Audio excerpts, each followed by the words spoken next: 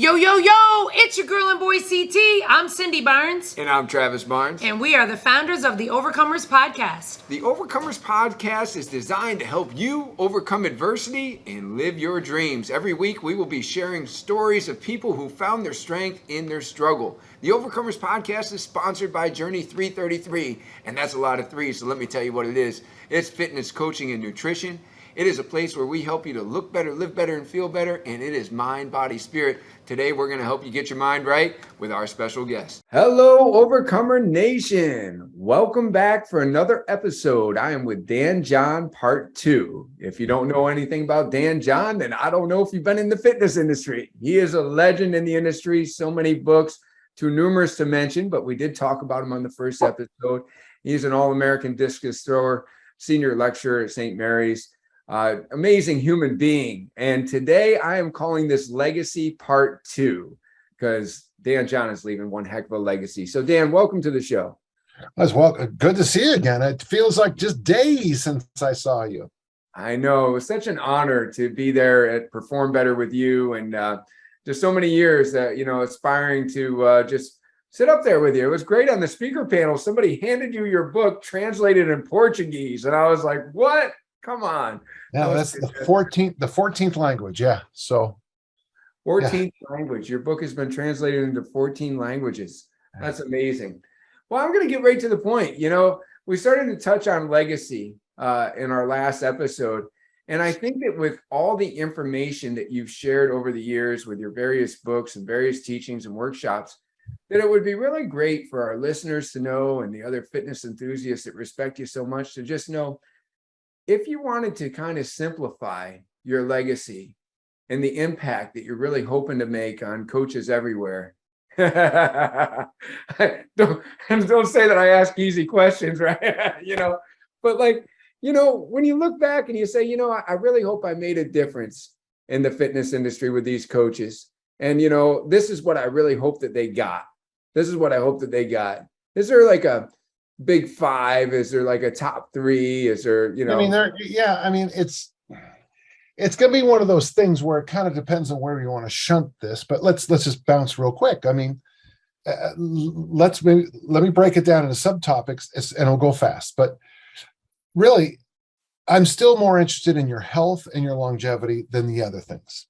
So, quality sleep, drink your water, floss your teeth, wear your seatbelt, wear helmets when appropriate, learn how to swim, ride a bike, all those things you should have taken care of in your youth.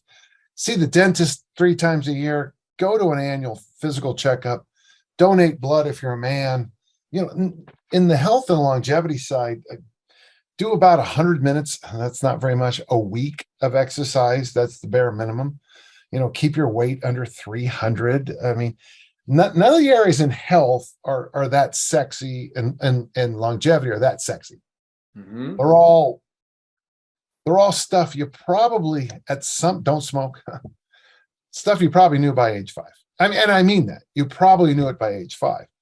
And sometimes the problem is, and this, Travis, is that when we do give a prescription that is so obvious, it leaves something to be appreciated.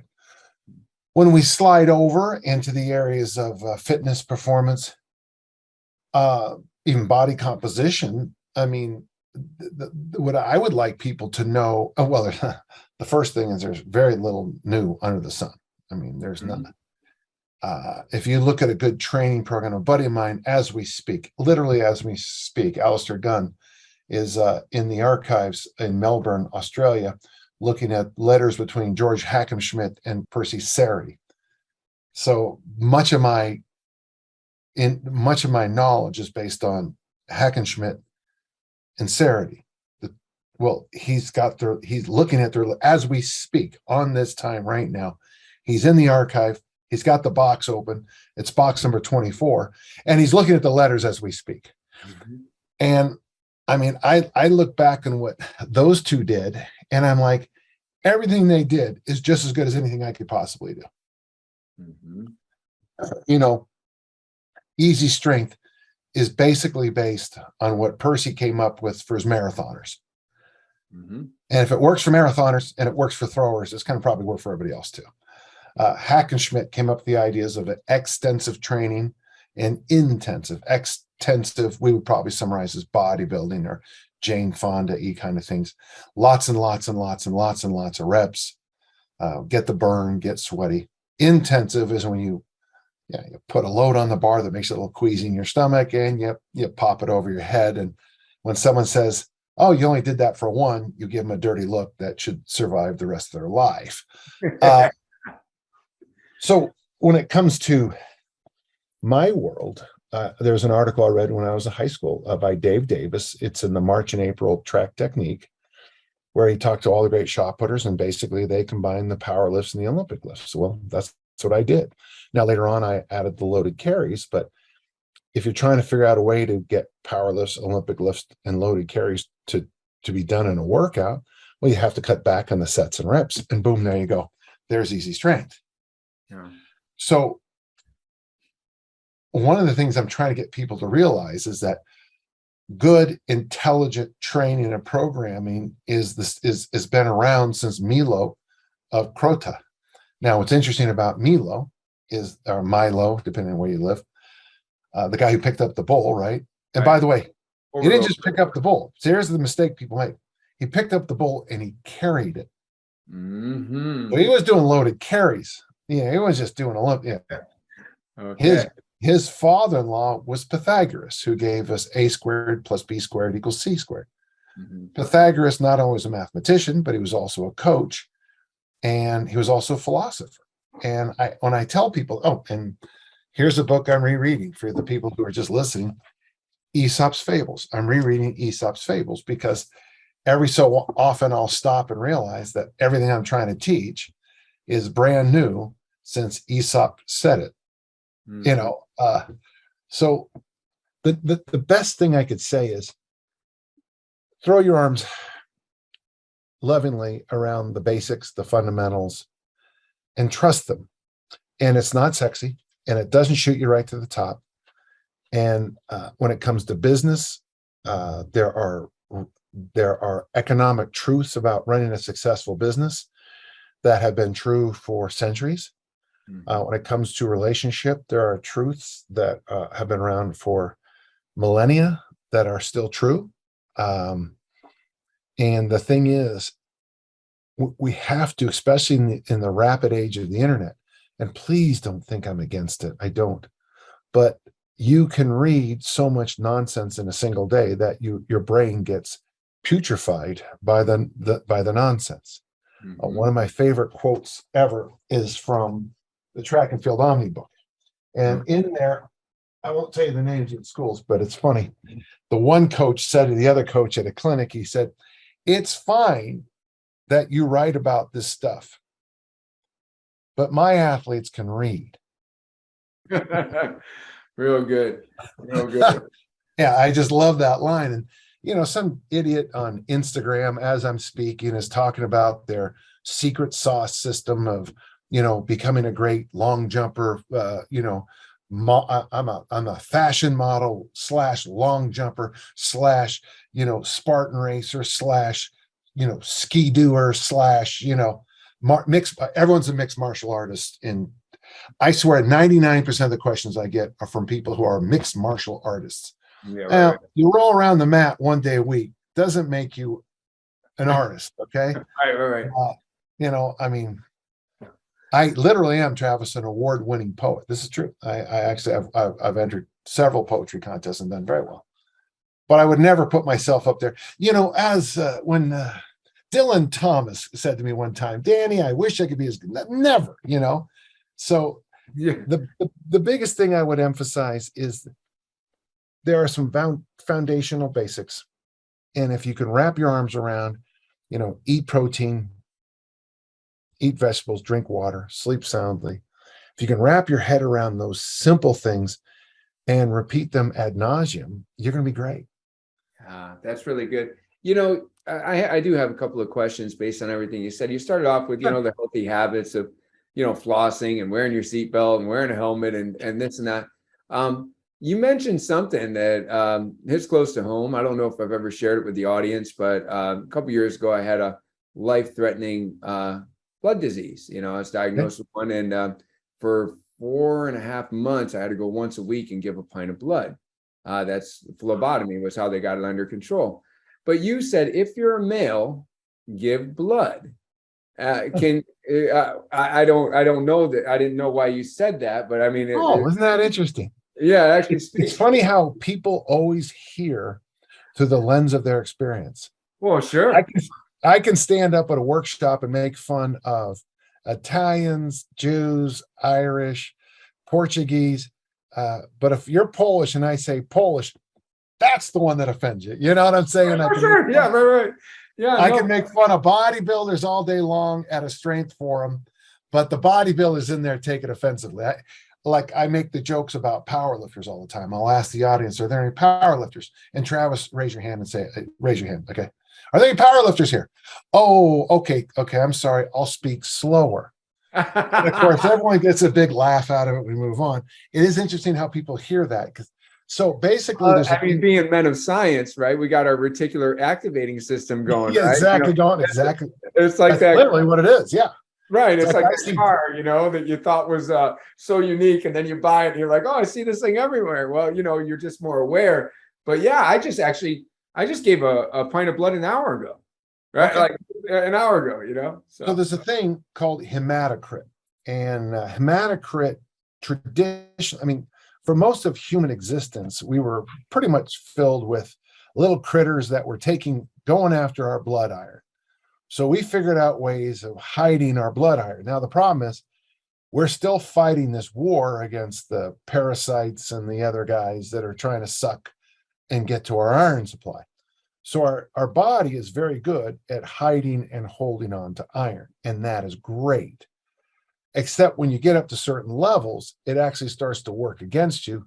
The EADES once said it is that the iron in your blood is actually turned into rust, which I think is interesting. My old track coach, Coach Mon, used to say adrenaline turns most athletes' iron in their blood into lead, which I always thought was funny.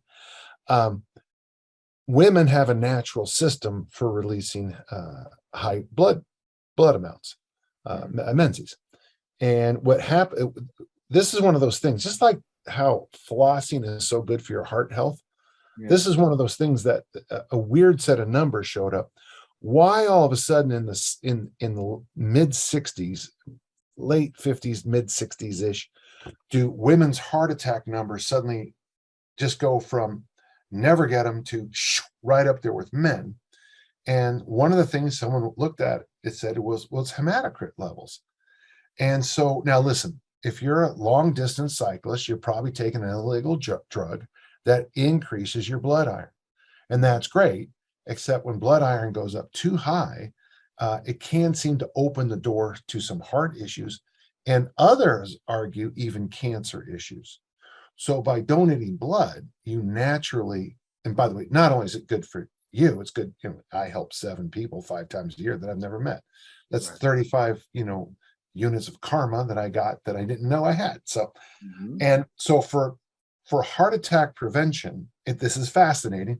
Now, not everyone agrees with this, but my doctor loves this. Floss and donate blood.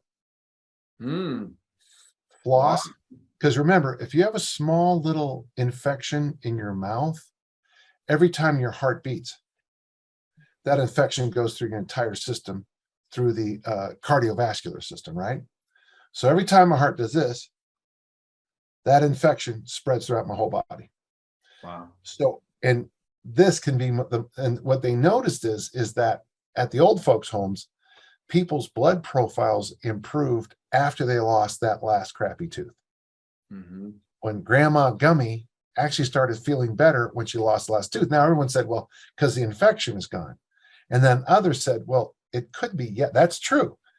But all those years of having those minor infections is, you're pumping around. In fact, I don't know if you've ever had like a cuticle infection, something I almost bought the farm one time with a cardboard cut right in there. Really? I had red lines going up my arm. Wow. That bad.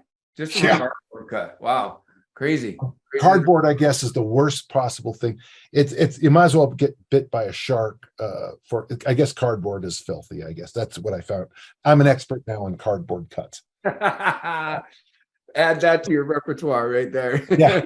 So if you have a little infection, pardon me, every time your heart beats, you have a major infection.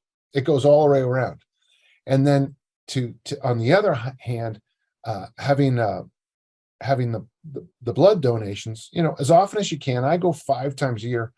I used to do the double reds, but I was getting dangerously low, and my doctor actually thought I had internal bleeding, and because my hematocrit levels were so low.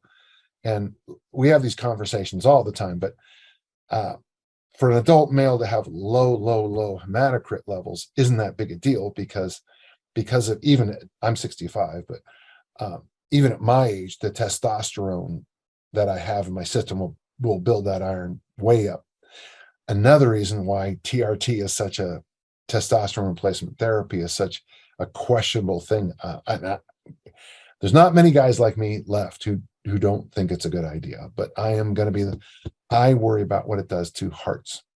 And you might look good on the beach with your new 22-year-old girlfriend, but you're also gambling with not ever seeing your grandchildren. So Really good. So when it comes to heart health, flossing and blood donations for a male are excellent choices. Really good. So the fundamentals you were talking about, just embracing the fundamentals, fall in love with stuff that's not sexy. If you have a able human being, then there's foundational exercises that should be included in any program, right? Well, I summarize things with the 5, okay? Push, pull, hinge, squat, loaded, carry. But like, for example, if you were to do overhead press variation, a pull or a row, a squat variation, a deadlift, a swing, an Olympic lift, and suitcase carries 3 days a week, you're doing great. And finish off every workout with a walk. And then the other days of the week, find areas of your body that need some mobility work, and rework the mobility. To the gentle listener, that's the free movement of a joint. Okay. And mobility is far more important than flexibility. Flexibility tends to be a neurological trick. Flexibility can also be caused by other issues. Like, for example, if you've ever been extremely ill, you'll probably notice you get very bound up. When you have, like, if you ever come into a room when someone's either hungover or had a terrible case of the flu, like on the bathroom floor or something, you'll notice that they're in the fetal position. Right. But that's not, and if you have them stand up when they have the stomach flu, going from here to here, 2 weeks later, it all comes back. So flexibility tends to come and go with, life. And extreme flexibility doesn't seem to hold very long, but mobility is the one we want to look at. And I'm showing my thumbs here because mobile thumbs are very important. Mobile fingers, mobile wrists. Elbows don't need a ton of mobility, but it'd be nice to have them straighten them out every day. And shoulders, of course, like hips, have bizarre mobility discussions. We actually mobilize our toes in our gyms with what we call vents. Wow. Because we think that toe mobility leads to foot mobility, which leads to appropriate ankle issues. If the ankles are good, the knees tend to be pretty good. If the knees are good, everything. Sure. Everything ascends up the chain. On our last podcast, we started to touch on this. And so since you just gave the foundational 5, I just wanted to give our listeners the opportunity to better hear about progression, or actually, I shouldn't say progression, I should say load according to movement. Because quite often we think of load as I'm going to load the bar, or I'm going to increase the number of sets and, reps and things such as that, right? But you were saying how you're about to go and teach on increasing load based on movement. Can you speak a little bit to that? Yeah. So my life is dictated by 3 words: progressive resistance exercise, okay, invented by Tom DeLorme. And the mistake people make when we say the word progressive is that they hear load. And, I mean, seriously, Travis, that's good. That is true. That is absolutely true. But if I have my Sears 110-pound barbell set and I can deadlift it on day 1 for 1, 6 months later, I can deadlift it for 25. I have progressed by reps.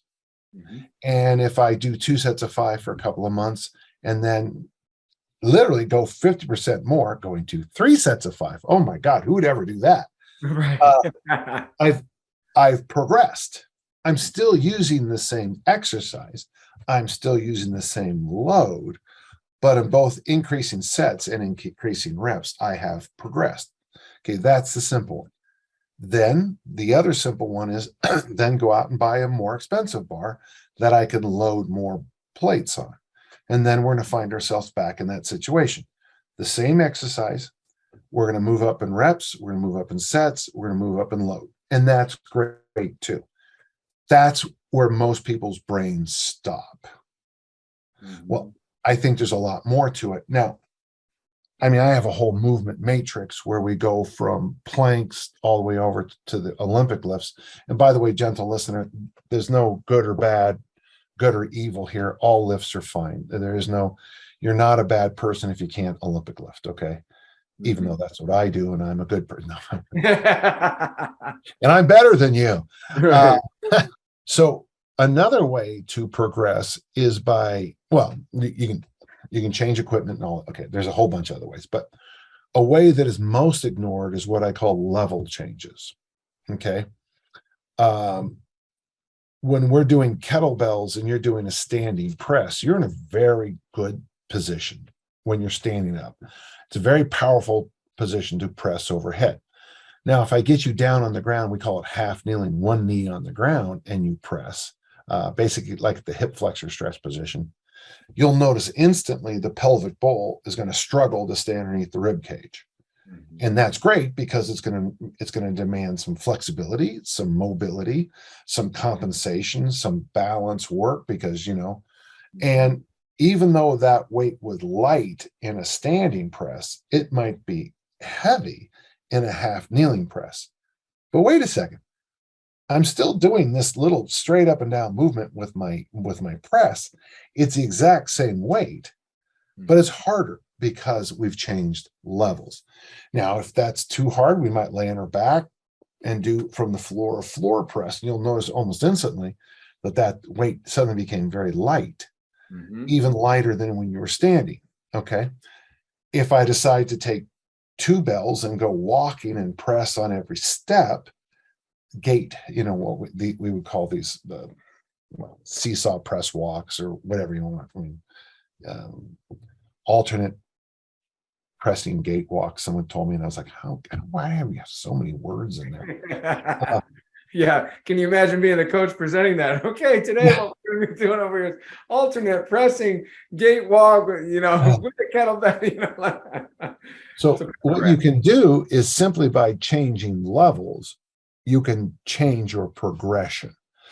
And I have a little exercise that's very popular on my YouTube and on my Instagram account, where I do something I call the Turkish get down press, where we stop at every position and add 1 press. And I always tell people, go far lighter than you think, because when you're in that half kneeling position, you have to press like that.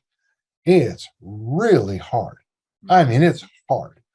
Well, when you're doing the Turkish get down press, you're pressing 1 time in 8 different positions. So you get a sense, 1 belt. Now, the other thing too, is when you get to that really strong position on the floor press, when you're laying on your back and pressing, you've just done 7 hard reps.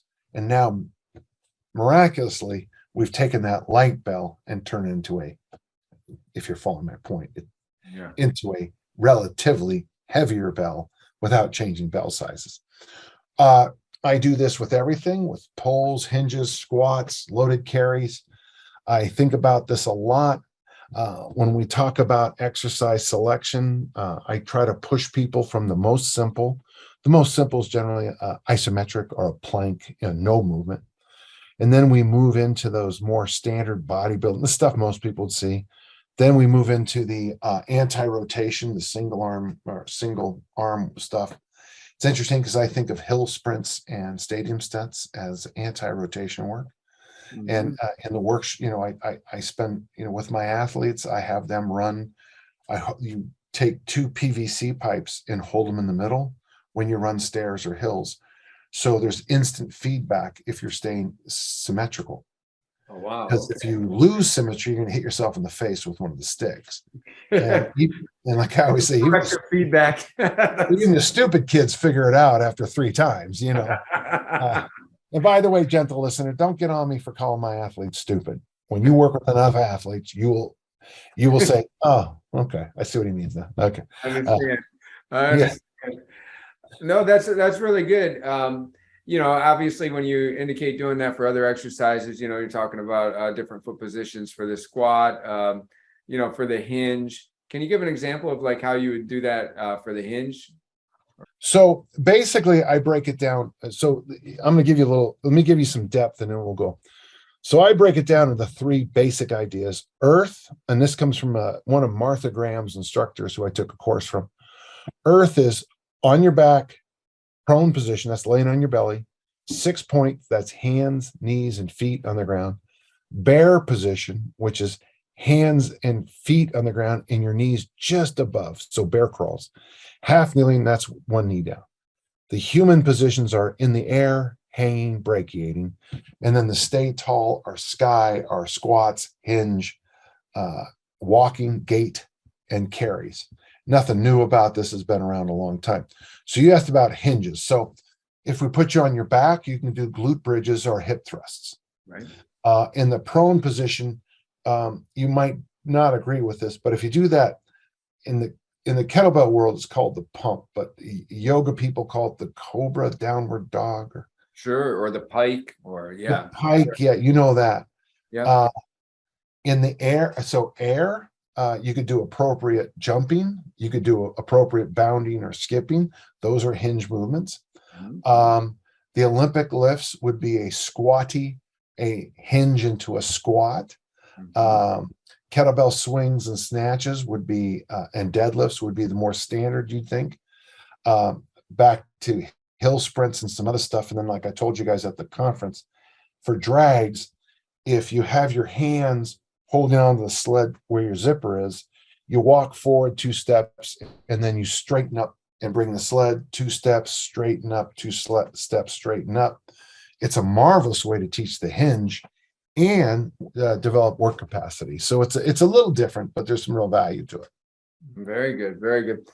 Now, I wanted to make sure this episode, since we're calling it Legacy Part 2, I wanted to take it to a place that I'm not sure how often you go. It hasn't been shared in your presentations very much, at least the ones I've been able to listen to.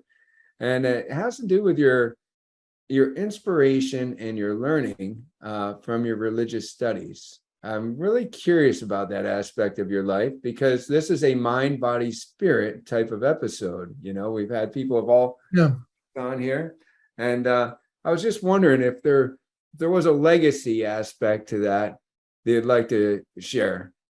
Well, it's interesting because Aristotle had that sign on his academy that said, if you don't understand geometry, don't come in. Mm-hmm. So geometry is the basis of philosophy, and theology is the queen of sciences, as we used to call it. But geometry, philosophy, and theology are all very close. Now, I can't say that every religious tradition does this, so I have to be careful here. But, back to Pythagoras. Geez, that didn't take long to get back to Pythagoras. But if you do geometric proofs, if you remember them from high school, you have your givens. And from your givens, there are the 2 proofs. And one of the things that you'll notice in my work is I spend more time with people's givens. For example, if you go to the workout generator, I think the first question is, what equipment do you have? Because that's your given. It's the old joke about a bunch of people on a deserted island, and one of the people, I can't remember what job they had, that imagine if we had a can opener and a lot of canned food. Well, that's great, but you don't. So, what do you have? And then from there, the proof is, what do you want to do? Where do you want to go?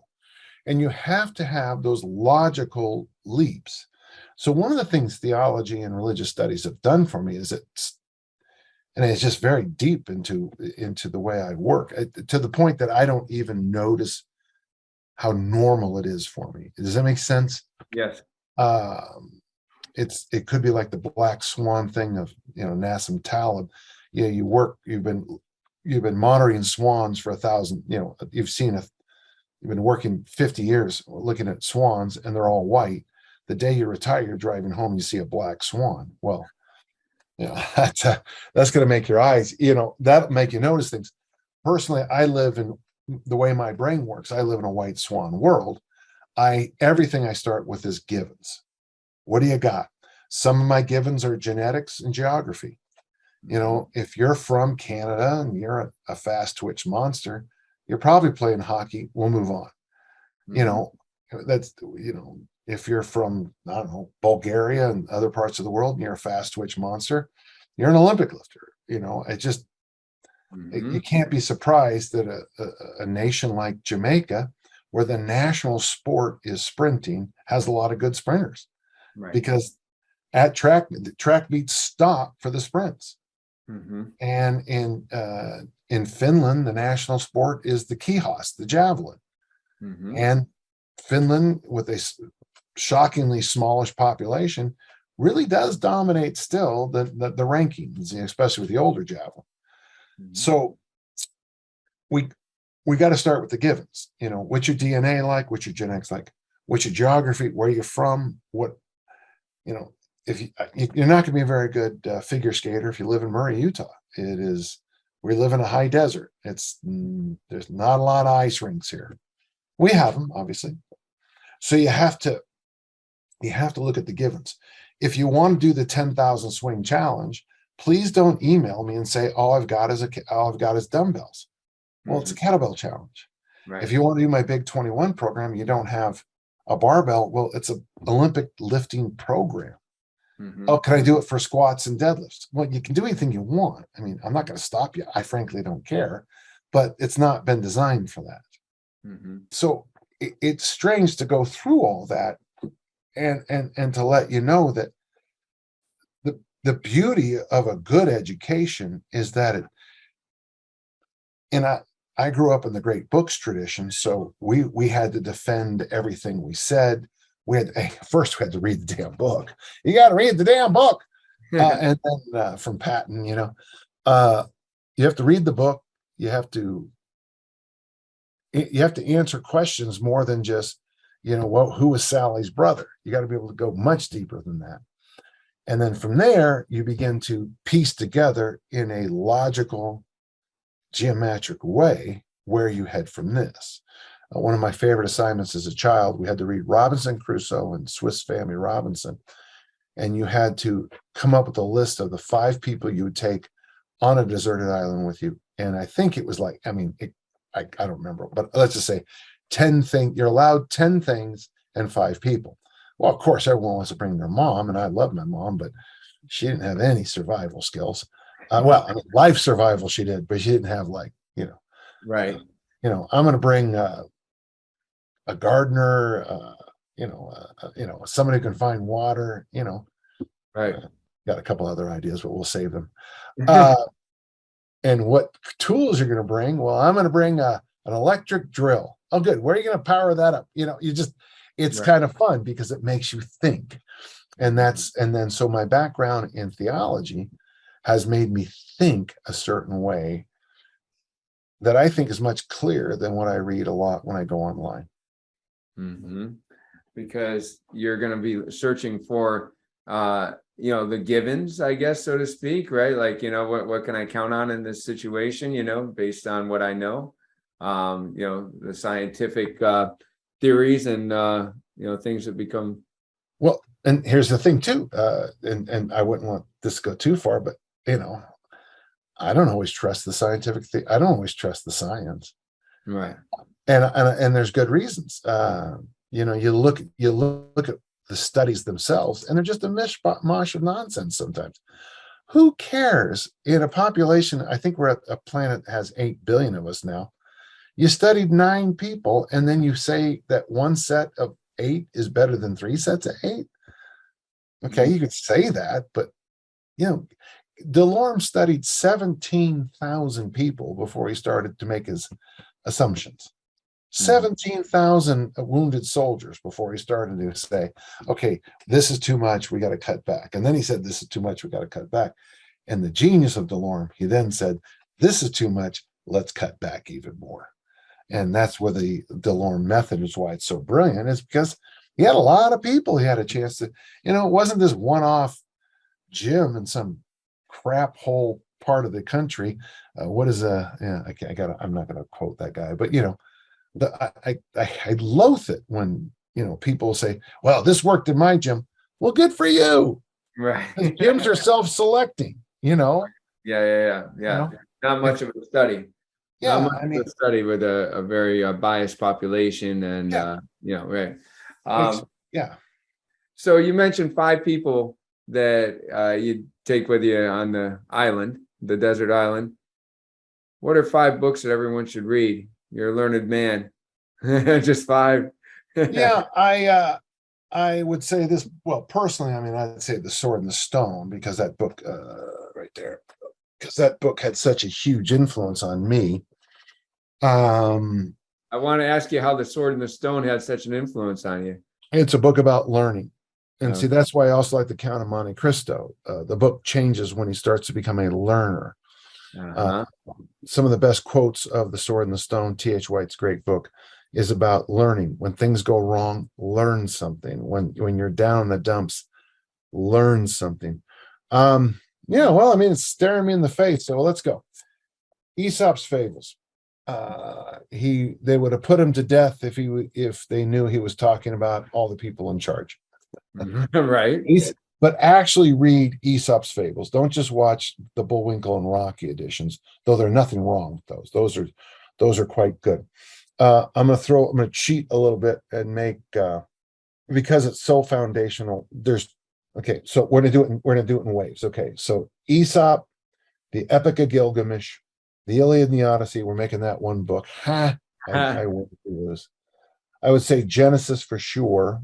And the 5th book in that kind of stripe. Oh, Beowulf. What was I thinking? Beowulf. Okay. So you got those 5. That is what it means to be somebody from the Western civilization. That's what it means to be a person of Western culture. Those are the foundational books. You are expected at times to act a certain way. And when you don't, things happen, but it doesn't mean it's over. You can still fix it. That is the Western tradition. You are a gifted person, Travis. You do stupid things. We're going to give you another chance to fix it. You did something even stupider. We'll give you another chance to fix it. And ultimately in history, we look back at you as a great person, not because you did great things, but because you did stupid things and overcame them. Modern books, The Sword and the Stone, The Godfather. Some people don't. Puzo did not like The Godfather, but I think it's an absolute epic, and I think it's well worth your time. Sword in the Stone, The Godfather, Dune, the original, not the other crap books after it. Oh, they're horrid. There's a book called Skippy Dies that I'm probably the only person who would recommend that to you.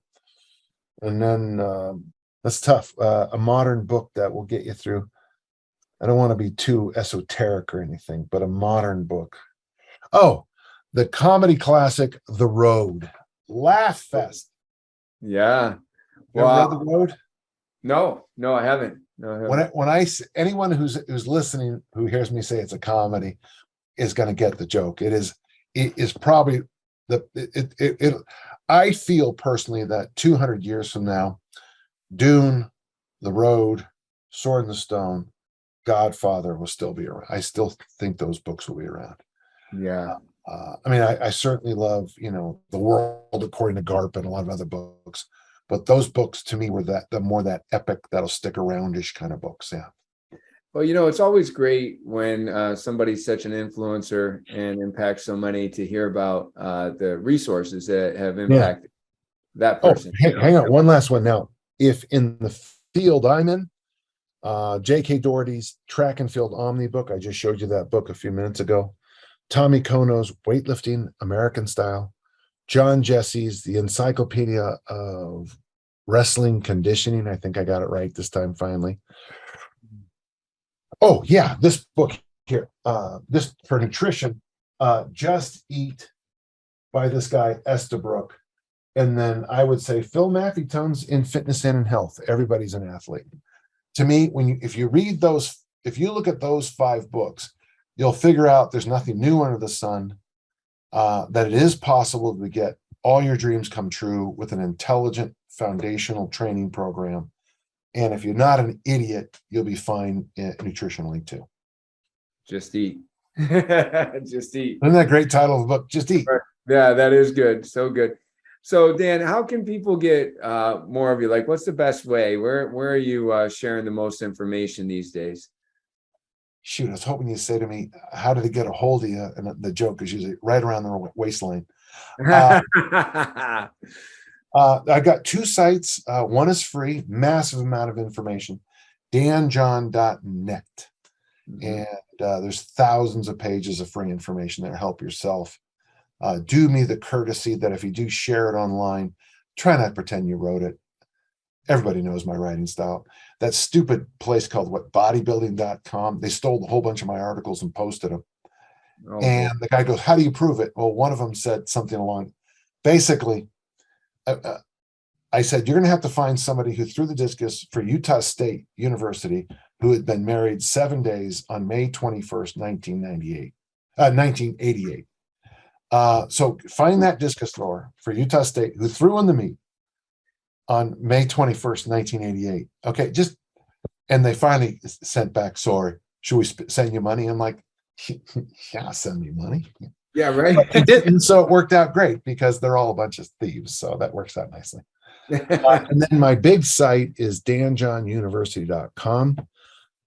If you want to share do you want to share that little code I gave you? Yeah, definitely. Yeah, if you type in all caps perform better, you get a huge discount. I don't know what it is, but I know it's a discount. Yeah. Perform better, one word, all caps, but that has the workout generator, which is probably all most of you will ever need for your workouts. You're going to type in what equipment you're going to press a button, what equipment you have, you just press little buttons. How many days a week you press a button? How many hours do you want to work out? You press a button. How hard do you want to be? You want to get hard to press a button. Then you press another button, and then it gives you a workout. And then you look at the workout, and you can scroll up and down the exercise choices to make them more changed levels or change in intensity. And they do this on the university site, or yeah.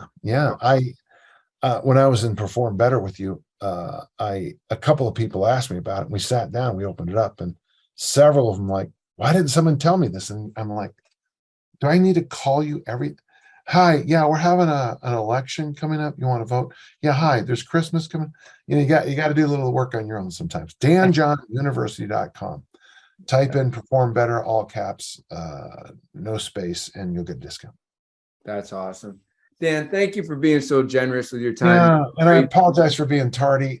Gentle listeners, some of us have lives and things happen sometimes. So. Hey, we totally understand, and I appreciate your time today. Thank you. And we'll talk soon, I hope, huh? Absolutely. Absolutely. I would appreciate that. Thank you. All right. And I will overcome. That's right. You're an overcomer for sure. That's right, my friend. We'll talk soon, okay? Okay, talk to you soon.